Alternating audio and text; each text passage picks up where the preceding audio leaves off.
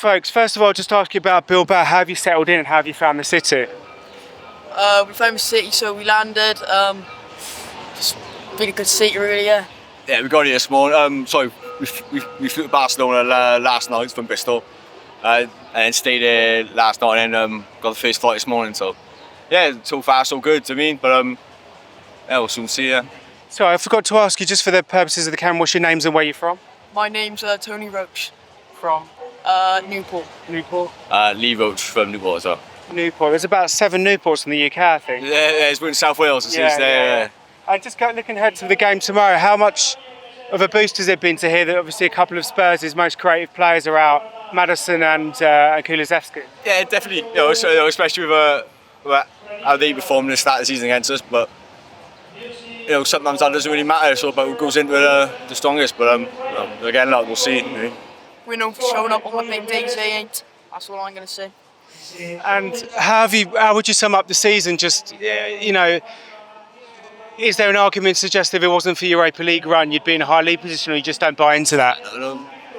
We've been poor throughout the season, definitely. I mean, it hasn't been good enough, and there's no defending it. But this can save our season. No, I say it won't be good enough. Definitely not. But Champions League football is the aim, really, more than the trophy, I believe. And Amorim, how would you sum him up so far? Do you think he's done if you had to grade him, school grade, what would you give him? Well, not a very good one, but I still back him. I mean, he's got to be given time because that's the most important thing at the end of the day. But probably give him a D so far. He's looking for like a B, A grade, to be honest.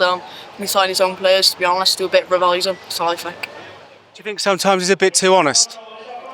No, because I like that. It's the same with Ange Postecoglou. I think he's straightforward. He's, as a manager, we don't want to see them hiding behind what they actually think. I mean, because we haven't been good enough, and we all know that. There's no point sugarcoating it.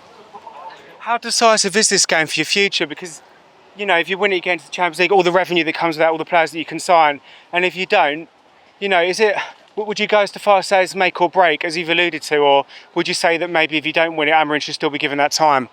Oh yeah, I still believe he should be given the time, definitely. But this make or break goes, it's the revenue with the Adidas deal, and just players in general, bringing them home to me, because we're still a massive club that has that pull, but slowly that's going, I believe. Do you mean? And Champions League football is a big step to getting the players we need now. And what needs to happen next season, irrespective of what happens tomorrow? What needs to happen next season? Where do you need to be for the faith in Amorim to withstand? Just compete in Champions League, I believe. Do you mean? So this will be his first proper transfer window. We can bring his own players, and obviously we've got Acuna. Well, looks like him maybe to that, but we need about 7-8 players before we start competing for anything, I believe. I mean, from the core down, from the goalkeeper to the strikers, everything. But well, yeah, when you go off with Banana and goal, he's a bit useless, to be honest. I think we do need to definitely bring a few more players in, and that's where I think, he's coming. I think we've got to let him sign his own players, to be honest. I think that's why we've got to give him a bit of time. And just lastly, ask you about the ownership. Some of the decisions that have been made by the ownership this season is questionable, shall we say. Like this Europa League win, if you do end up winning, will that be how much? Is it still been a kind of poor showing from Ratcliffe so far as an owner, irrespective? Yeah, it's nothing to do with it, whether we win it today or not. We're seeing tickets, we see what goes on within the club. You sell your ticket back to them for 30 quid, and they're reselling it for £500-600 on top. But especially the Atletico Bilbao game for the home leg in the Europa League. There's just no excuse, and he's an umbrella really for the Glazer family. But I mean, we're halfway. We're used to it by now, and all these protests, and that doesn't get you anywhere. So it's a bit sickening, to be honest. I feel like the Glazers maybe have played a blinder having another human shield with Ratcliffe. That's all he is. I mean, that's all he is, and it has to stick off him. Because you see now, Ratcliffe's getting all the abuse, and I mean, but you can see he cares more about the club, but he's doing it in the wrong ways. So yeah, that's all you got to say, really. Both just useless, really. Both want money, really. That's all we care about. Just don't have respect for either of them. They all need to go, to be honest. Nice one, chaps. I really appreciate it. Have a good day, mate. Thank you so much.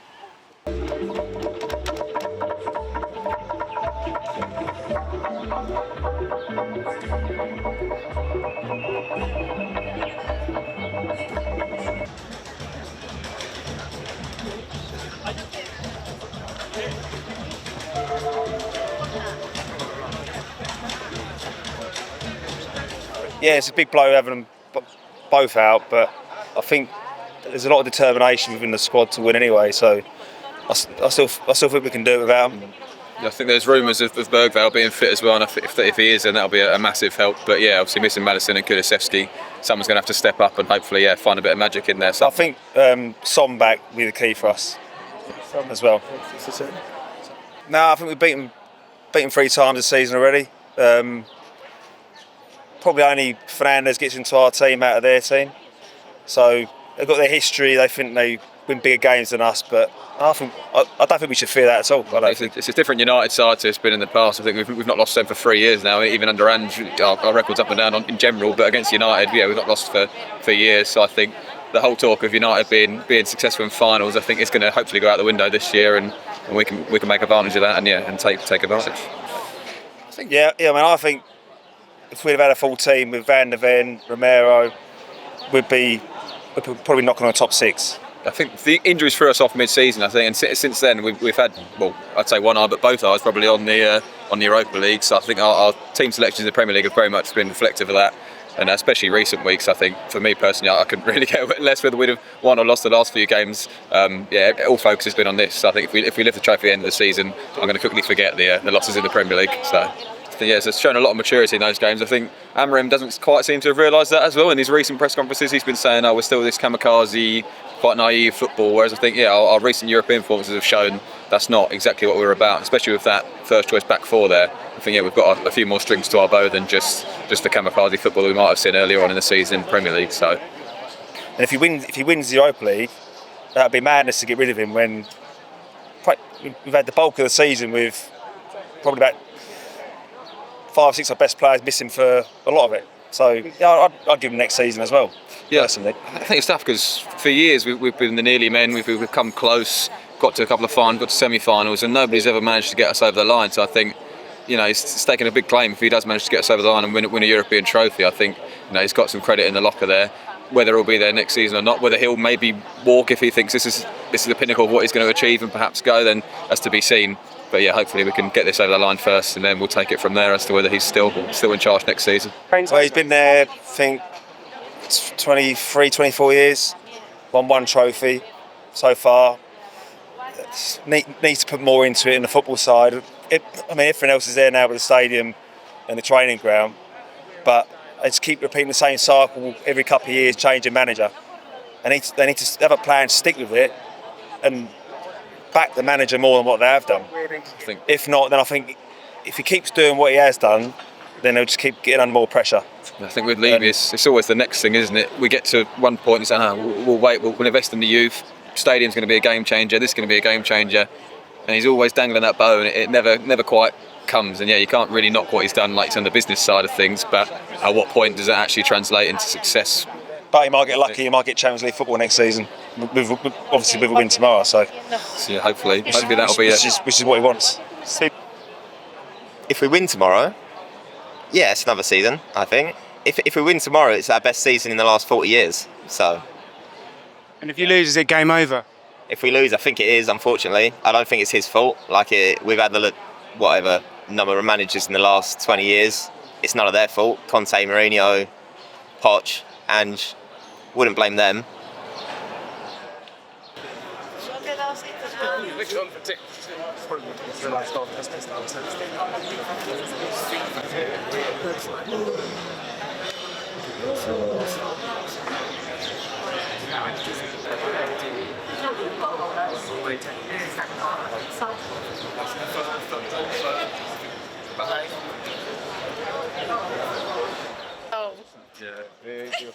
He told us we have to be very PG, and I was like, yeah, fair enough. Is it all just like was Ange out the end of the season? He sent us a massive list. It's like we've got a Spurs specific list and then like a neutral list.